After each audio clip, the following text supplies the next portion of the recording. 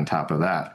If you assume for a minute a downside scenario, Bitcoin gets cut in half, we'll still be able to make it through to 2065 before we're not paying our debt obligations. We have quite a long runway with our assets that we have in our balance sheet.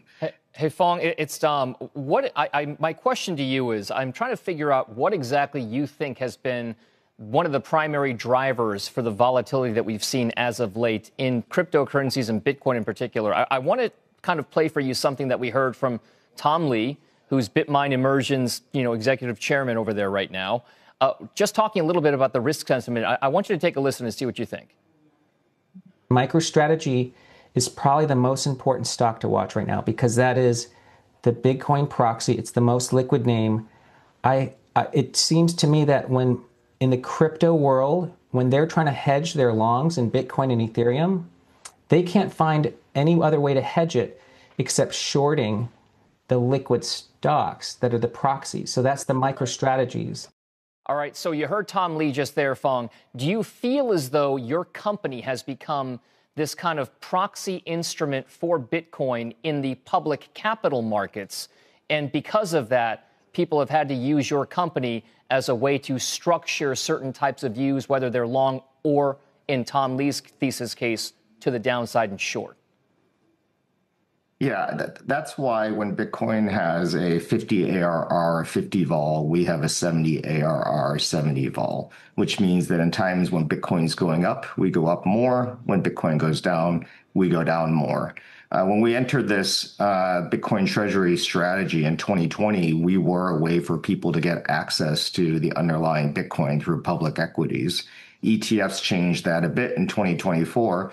But yeah, we very much are a big part of the crypto ecosystem and the Bitcoin ecosystem, which is why we decided a couple of weeks ago to start raising capital and putting US dollars on our balance sheet to get rid of this FUD. And it really was FUD. We weren't going to have an issue to be able to pay our dividends. And we weren't going to likely have to tap into selling Bitcoin.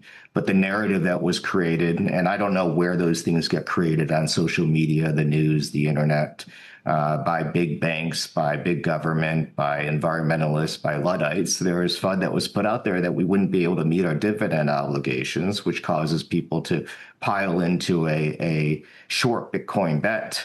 And we put that, we just addressed that. In 8.5 days, we raised $1.44 billion, 21 months worth of dividend obligations. And we did it, one, to address the FUD, but two, to show people that we're still able to raise money in a Bitcoin down cycle.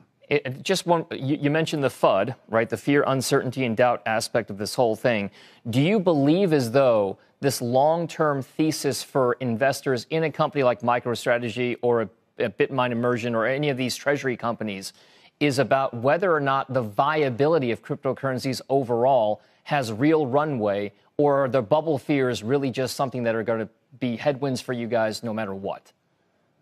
No, I think they're bubble fears. I think we're at the point, you could argue 3 years ago, certainly 4 or 5 years ago, there were concerns around whether cryptocurrencies had a utility. I think we're past that. I think we've passed the Overton window. I think the U.S. government's proven that.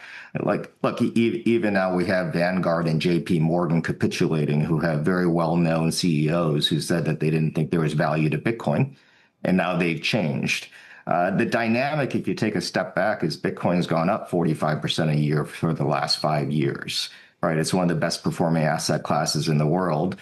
You can take any small segment of time, like the last 2 months, and say we're in a down cycle. Bitcoin is going to go away. Cryptocurrency is going to go away. But you have to take a step back. You have to have some time in hands. And you have to realize this is just volatility. Would you ever sell, Phong? We would sell if we got to the point where we did not have the liquidity and we didn't have the US dollar access and we couldn't sell Bitcoin derivatives. But like I said, that's 2065 until we get there. I don't know what you're doing in 2065, but I don't know that I'll be doing this in 2065. And maybe at that point, we might have to sell Bitcoin if we have a sustained. I think it'll go higher for the next 20 years. And I'm very bad. Heck, I'm bad at predicting things 5 years out. So I think after 20 years, we'll have to see what's next, what new innovations are in the marketplace. Maybe something else will come along. But I think Bitcoin has a pretty long runway.